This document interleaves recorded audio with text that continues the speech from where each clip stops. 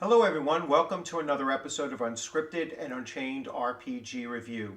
I am DM Bloodworth, and as you can see by the graphics, today's video I'm going to be taking my first look at Dungeons and Dragons 3.5. And I asked the question as I'm going to go through this, several video series worth of, videos going through and asking the question, is D&D 3.5 worthy of the hype? If you're not familiar, the rumors have it, and I think these are pretty much accepted, that the OSR, which is what I am mostly focused on my channel here, which is old school Renaissance or revival or role playing or rules, or however you want to categorize the OSR. The OSR has its roots, especially with the Dungeons and Dragons derivative OSR games out there. They have their roots with 3.0 and later on, slightly later on, 3.5. And 3.5, I hear in my own circles of people who I watch and listen to, and comments that I have come across. 3.5 gets the most love as far as describing a system that was nearly perfect, and as an early introduction to D&D by Wizards of the Coast.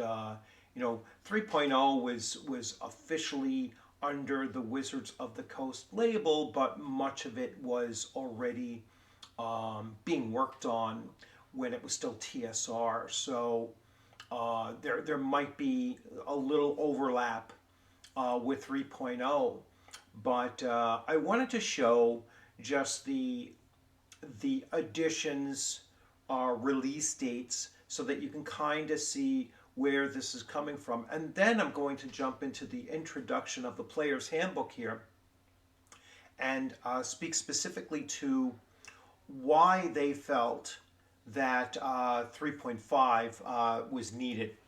So without further ado, I'm going to shift views here. Now I am, of course, utilizing both a PDF, but I also have the books themselves, and I will show off that I do in fact have the physical copies of them. This particular one came to me as a soft cover. I purchased it on eBay.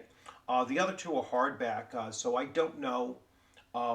This might just be a reprint or whatnot, but glad to have it. It's in great shape, and it will serve my purposes for certain anyway. So let me go to here, and I'm going to go through and just take a look. So obviously, here we have the timeline of the editions, right? So we have in 1974, we have Dungeons and Dragons, the original edition, often called OD&D. Then from 1977 to 1983, we have Advanced Dungeons and Dragons First Edition. At the same time, or during that same time frame, we also have the release of Dungeons and Dragons Basic Set, Dungeons and Dragons BX version, and Dungeons and Dragons, at least partially, Dungeons and Dragons BECME, Basic Expert, Companion, Master, and Immortals versions. Then in 1989, we go to Advanced Dungeons and Dragons Second Edition. We have the release, the latter part of the release of BECME, and then we also have the release of Dungeons and Dragons Rules Cyclopedia, which is basically a compilation of the D&D basic sets. Then in 1995, so from 89 to 95, so that's only 6 years, we go to AD&D Second Edition Revised. Then in 2000, we have Dungeons and Dragons Third Edition. So this was the first of the Wizards of the Coast releases. However, much of that work was probably in the works before it was released under this label. Then Just 3 years later, we have Dungeons and Dragons 3.5. And so that is a unique thing if we look at it, right? Because we go from, and then 3.5 is going to last for 5 years before fourth edition is released. Fourth edition is going to run from 2008 until 2014. And then we have 10 years for Dungeons and Dragons 5th edition. And now we're into the era of 5th edition, the 2024 version, sometimes called 5.5. By some 6th, although it's not quite a 6th edition, but it's also not really the same edition as 5th edition. So I think 5.5 is probably the best way of describing it. But yeah, I want to delve into why the sudden change between 3rd edition and 3.5. And the fact that they specifically labeled it 3.5, which I think is really important because no one, at no other time had any other edition be listed as a 0.5 of the previous edition. They might have been called revised, but that's the first time. So also want to take a look at the reasoning behind that. So I am going to switch views here and make sure that we are looking. And this is a PDF version I have of the book itself. And I am going to focus in on, well, first of all, so the Player's Handbook design is by Jonathan Tweet. The Player's Handbook D&D design team was Monty Cook, Jonathan Tweet, and Skip Williams. Additional design work was done by Peter Atkinson and Richard Baker. The editors were Julia Martin and John Radcliffe, sorry if I mispronounced names, and so on and so forth. I'm not going to, go through everyone that is on here. Some names go all the way back to, very earliest times with TSR, like Penny Williams is one that carries over. I believe David Noonan also from previous Skip Williams, of course. Kim Mohan, the managing editor from early on in TSR as well as Ed Stark. So you have a lot of prominent names that you've probably seen before. Bill Slavechek is also here. But I want to get into, so here you have, and the book is big, right? It's 315 pages of content. That includes the index, but 315 pages of content. And I want to come in here and I'm going to focus in on the why. Why it was this revision or addition, the 3.5 version, really necessary. So first of all, there is the 3 dimensions, and this is one of the earliest times when they really start showing the purposes behind Dungeons and Dragons and how it was meant to be run, and they're still sticking to the miniatures strategy games here. So that's really an interesting thing that even as late as 2000 and 2003, they are still holding to the roots of miniatures wargaming, right? So the Dungeons and Dragons game is a game of imagination, but it is also a game of tactics and strategy. Miniatures and battle grid provide the best way to visualize the action. Miniatures representing the characters and monsters in the game can be purchased from most hobby shops. The Dungeon Master's Guide include a paper battle grid. More durable versions may be purchased separately. The game assumes the use of miniatures and the battle grid, and the rules are written from this perspective. So yeah, so they're still clinging on to the miniatures aspect of Dungeons and Dragons with its battle grids, and that goes right back to its earliest roots as a miniatures war game. All right, even a skirmish game. Some will call those skirmish games now. adventurers, and so it is very adventure oriented, right? Your character is an adventurer, a hero who sets out on epic quests for fortune and glory. Other characters join your adventuring party to explore dungeons and battle monsters such as a terrible dragon or a carnivorous troll. These quests unfold in stories created by the actions your character perform and the situations your DM presents, right? So it's laying out all of the different dynamics. And this is player dynamics, and that means everybody at the table, including the dungeon master, has their particular roles, and the theme of what you are doing is you are playing characters that are heroic and going on epic quests for the sake of fortune and glory. All right, and that glory should be remembered, that the glory is meant to be the glory for doing heroic acts. All right.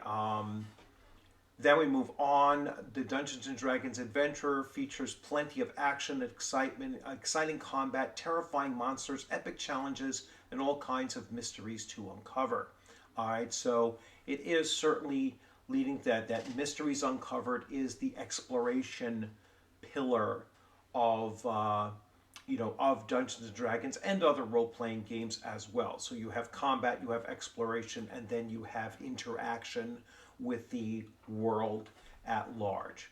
All right, playing the game. So here, why a revision? So this is what I want to focus on for the purpose of this for this video. The new Dungeons and Dragons game debuted in 2000.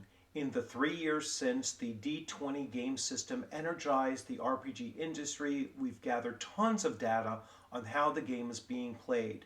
We consider D&D to be a living game that constantly evolves as it is played. We've gathered feedback from as many people who have played D&D as we could. We talked to you and at conventions, examined countless message boards devoted to the game, and collected information from a variety of customer response outlets, including our customer service department. We used all the data to retool the game from the ground up and incorporate everyone's suggestions. We listened to what you had to say, and we responded enthusiastically to improve the game and this product. If this is your first experience with D&D, we welcome you to wonderful world of adventure and imagination. If you use the prior version of this book, rest assured that this revision is a testament to our dedication to continuous product improvement. We've updated errata, clarified rules, and made the game even better than it was. But also, rest assured that this is an upgrade of the D20 system, not a new edition of the game. This revision is compatible with all existing products, and those products can be used with the revision with only minor adjustments. What's new in the revised Player's Handbook? We've increased the number of feats and spells to choose from, and we've added new class features to the Barbarian, Bard, Druid, Monk, Ranger, and Sorcerer. The entire book has been polished and refined, all in response to your feedback, and to reflect the way the game is actually being played. We've streamlined some rules, expanded others, we've overhauled skills and spells. Take a look, play the game. We think you'll enjoy everything as it's turned out. And here we go. It says roll a d20, add, wait, I'm reading a different section here. So let's see. It says roll a d20, add relevant modifiers, compare the results to target number. I don't know why they go into this out of a bullet here, bulletized here. The rules important. We do not have to memorize this book to play the game. Once you understand the basics, start playing. Use this book as a reference. I guess those are just the basics, right? So those are the basics they're telling you. You're going to roll a d20, add any relevant modifiers, compare the result to the target number. If the result equals or exceeds the target number set by the DM or given in the rules, your character succeeds. If the result is lower than the target number, you fail. All right, so, and then they go in here, the rules, so you don't have to memorize this book to play the game. Once you understand the basics, start playing. Use this book as a reference during play. When in doubt, stick to the basics, keep playing, and have fun. All right, you can always go back after the fact and look up very specific rules. But as they say here, when in doubt, just keep on playing. Just stick to the basics and roll. Keep on going forward. One part of the book you may end up referring to frequently, at least for a while, is the glossary that begins on page 304. All right, I'm not going to go that much into detail here about terms, what you need to play. I'm not going to spend any time with this, with the dice and all of that. What your characters can do. Your character can try to do anything you can imagine, just as long as it fits the scene the DM describes. Depending on the situation, your character might want to listen at a door, search an area, bargain with a shopkeeper, talk to an ally, jump across a pit, move, use an item, or attack an opponent. All right, the characters accomplish tasks by making skill checks, ability checks, or attack rolls using the core mechanic. And so on. They go into skill checks, and I will go into more detail with that as well. So basically, the whole purpose behind this revision, they encapsulate in these 4 paragraphs here. All right. They've streamlined it, they've listened to feedback, and they have made what they believe are improvements. And like I said, from what a lot of people tell me about this, is that this is probably, like in their opinion, this is the best version of D&D post first edition and pre, I would argue, 5th edition, right? So in that middle edition time, I hear many people saying that 3.5 was better than 2nd edition. It's clearly better than 3rd if it replaced 3rd that quickly. It is better than 4th, or at least in reputation it is better than 4th. And it is still widely played today. So just digging through the very initial stages, I am not going to say, is it worthy of all the hype just yet. I want to go into future videos and start taking a look through the actual rules in there and comparing them to 3rd edition, and comparing them to earlier editions as well, and seeing, like, is this a true improvement over what 3.0 really did provide. So that's how I'll be approaching this whole video series. I will be listening to your feedback.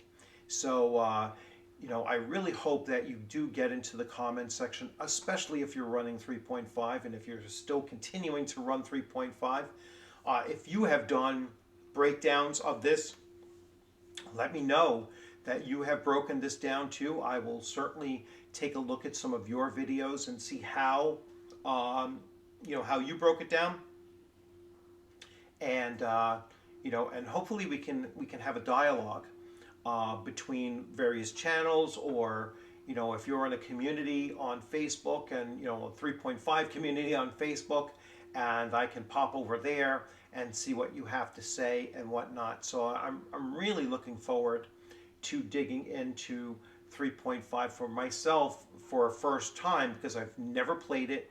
I've obviously never run it, and I only just recently, within like the last 2 years or so, picked up my own copies of it.